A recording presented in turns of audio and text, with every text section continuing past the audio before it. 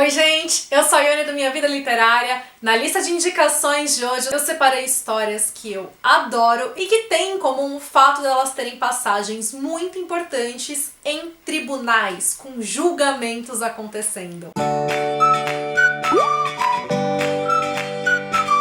Já começa esse vídeo dizendo que a gente tem, por exemplo, uma categoria de thrillers, que são os thrillers de tribunais, livros de suspense, que tem esse desenvolvimento de fato em tribunais. É uma categoria representada por obras do John Grisham, mas eu deixo aqui o aviso pra vocês que eu não vou mencionar nenhum livro dele, porque na verdade eu ainda não li o autor, embora eu tenha curiosidade. E eu fiz essa seleção específica, né, de pensar em tribunais e julgamentos, porque são acontecimentos, né, que quando aparecem nos livros me deixam extremamente pilhada. São aquelas cenas assim, ó, que eu me sinto quase sem fôlego lendo na expectativa do veredito. Eu vou começar com o único romance contemporâneo desta lista, que é 1 Milhão de Pequenas Coisas, da Jodi Picoult. É muito comum que as obras da Jodi Picoult tragam a temática dos tribunais. Em geral, as histórias dela sempre têm questões que precisam ser resolvidas, né, através de julgamentos. E a gente vê muito do desenvolvimento, né, desses julgamentos no decorrer da história, com as cenas nos tribunais, advogados de defesa, advogados de acusação, justamente porque muitos dos livros dela tratam também da gente avaliar, né, os diferentes ângulos de cada situação e toda a complexidade envolvida aqui. O primeiro livro que eu li da autora foi O Pacto, e até hoje eu lembro da sensação, né, de quando eu tava chegando próximo do veredito, de eu ter que tapar a página do livro, porque eu tava tão ansiosa pra saber o que ia acontecer, que eu tava prestes a baixar o olho e ver a resposta antes de chegar ali. Então assim, é nesse nível que eu fico quando eu tô lendo e é nesse nível que Jodi Picoult me deixa. Essa foi uma das minhas melhores leituras do ano passado e ele traz a história da Ruth, que é uma enfermeira obstetra, que ela é impedida de cuidar de um recém-nascido porque os pais da criança são supremacistas brancos, só que quando há uma complicação envolvendo o nascimento ali da criança, a criança acaba morrendo e a Ruth depois é acusada pelos pais de assassinato. E a história vai trazer tanto o ponto de vista da Ruth,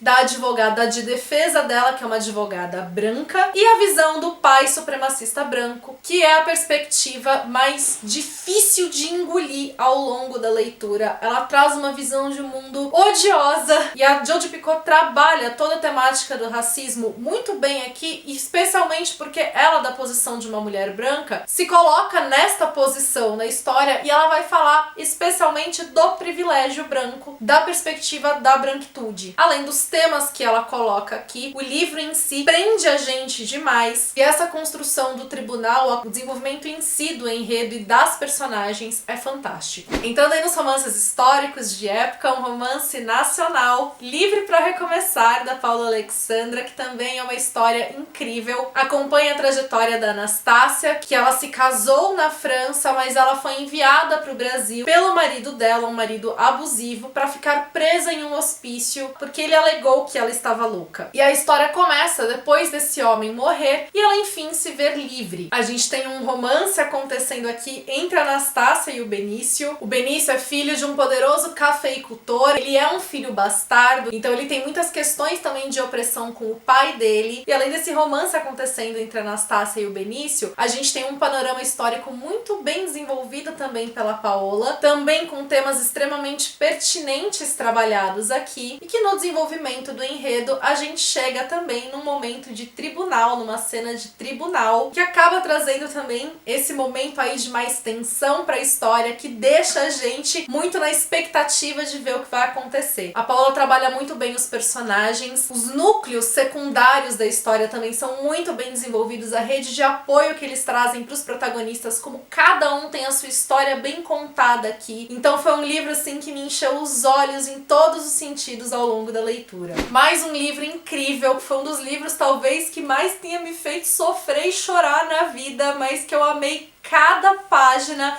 É um lugar bem longe daqui, da Delia Owens, que eu tô louca pra assistir a adaptação que vai sair em junho. Ele é um romance de formação que acompanha a trajetória da Kaia desde criança à vida adulta. Ela que foi abandonada pela família, precisou crescer sozinha em meio a um pântano. É vista com olhares de preconceito por todo mundo da cidade por ser a menina do brejo. A gente tem questões históricas e sociais muito bem retratadas aqui também. É uma história que se passa na década de 1950 no Alabama, fama nos Estados Unidos, no momento de segregação racial. O casal de amigos que mais ajuda a Kaya é um casal de pessoas negras, e a gente percebe como elas são segregadas naquela sociedade também. O retrato do ambiente que tá aqui, o olhar para essa biosfera do pântano é incrível. A Delia Owens é cientista e ela traz então esse retrato muito bem aqui no romance. E intercalado então com esse crescimento da Kaya, a gente tem a história em momentos futuros, né, que aí já se passando no final da década de 1960,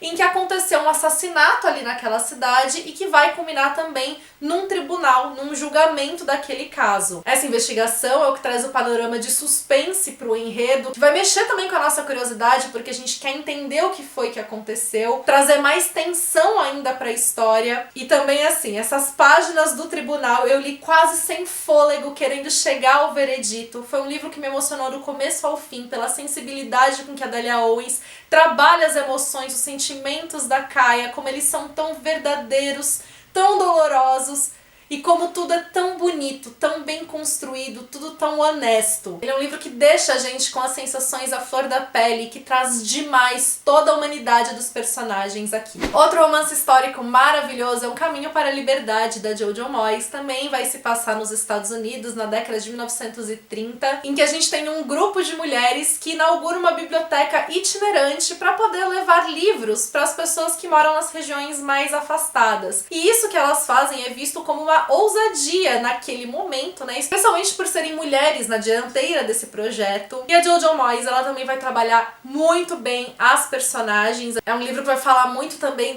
do poder da amizade entre elas, dessa união feminina, e que também vai culminar em determinado momento numa situação de julgamento, de tribunal, e que, mais uma vez, também foi outro livro que me deixou aí super na expectativa, que eu já tava, nem tenho o hábito de roer unha, mas eu tava quase roendo as minhas unhas, querendo ver como tudo terminaria, e foi um livro que me emocionou demais também. E aí, por fim, não poderia faltar um grande clássico, um livro também que está entre os meus favoritos da vida, O Sol é para Todos, da Harper Lee, que também vai se passar nos Estados Unidos na década de 1930. Forte período de segregação racial, e a premissa da história é que a gente tem um homem negro sendo acusado de ter estuprado uma mulher branca, e o Atticus Finch, que é um advogado branco, decide defender este homem negro, o que vai fazer também com que ele seja, de certa forma, rejeitado ali na sociedade. E toda a história é narrada pela perspectiva da Scout, que é a filha criança do Atticus. Então é um livro narrado pelo olhar de uma criança que ainda não entende muito bem as questões do racismo, ainda não entende muito bem o contexto que ela tá vivendo,